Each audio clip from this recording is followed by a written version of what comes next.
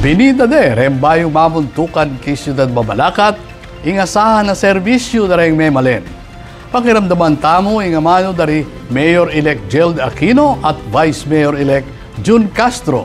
King report ng Patricia Mamangon.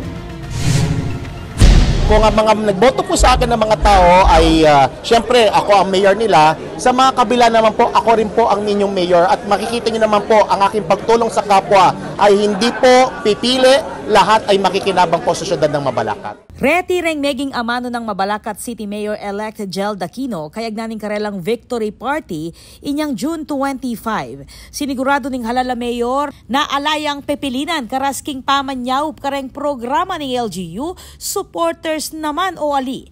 Peg maragul namo namang Mayor-elect Aquino na posible neng panibalan ning LGU ing pampublikong ospital ning syudad.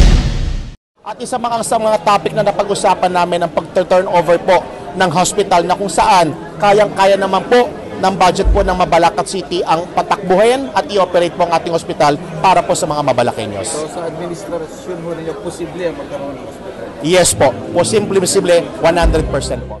Mabilog naman ning suportang Pepa Naketi ning kaalyado at Vice Mayor-elect June Castro king bayong administrasyon king Mabalacat.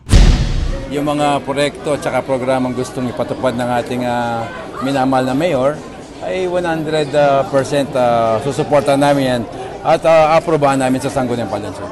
Ginaransya na mo namang Castro na mitokyan ing check and balance king City Hall. Meron naman din nanalong mga oposisyon eh. Kaya hindi mawawala yung check and balance. Paiiral natin at papatupad natin yung transparency and accountability. Yun ang pinaka-importanting bagay sa legislation.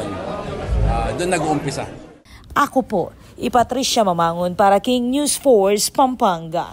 Balitang tutuking Balen, susuyo.